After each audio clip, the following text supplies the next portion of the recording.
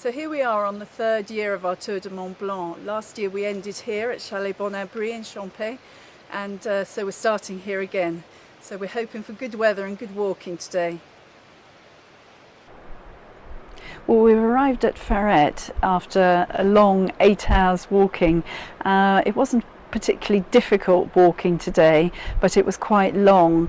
The path basically took us along a valley, and we had the river running below us for most of the time, and the path skirted through forest, sometimes going up steeply, but a lot of the time it was fairly flat.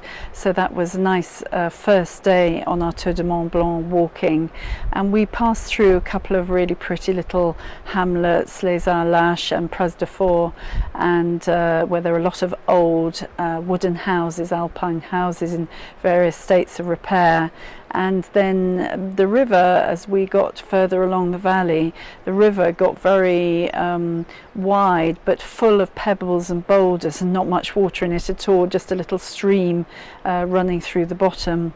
And then finally we had a break at La Fouille, where we had a very well deserved glass of fizzy lemonade and orangina, which we really enjoyed to top up the energy levels.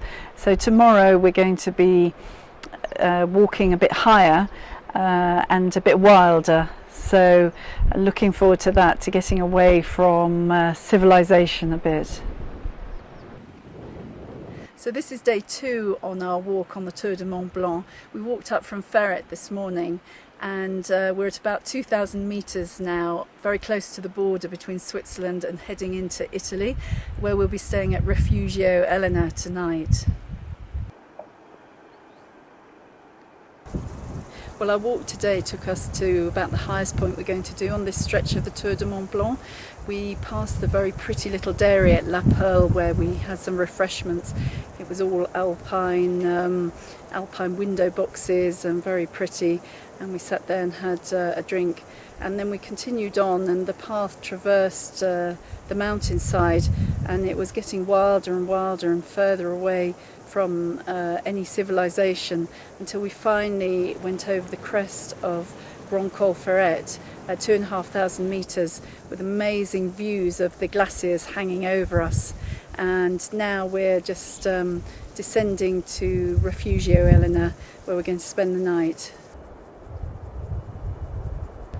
We've arrived in good time at Refugio Bonatti. We decided this year to make each leg of our walk a little shorter, so that we could really enjoy the scenery and not have to rush. And our walk today took us down from Refugio Elena down to Chalet Valferrat, where we had a really good cup of Italian coffee to fortify us for our walk up the muddy path. And we joined the path that skirts along the mountainside above the tree line. We had the most amazing views over the rocky crags opposite and the glaciers hanging there. And we passed quite a lot of walkers coming the opposite direction. We're slightly going against the flow, and one party even had a mule to carry their baggage. I was so jealous of that. And finally we rounded the crest of the hill, and we saw Bonatti in front of us hanging above the valley, and this is where we'll spend the final night before we go down to Courmayeur, where we finish our Tour de Mont Blanc for this year.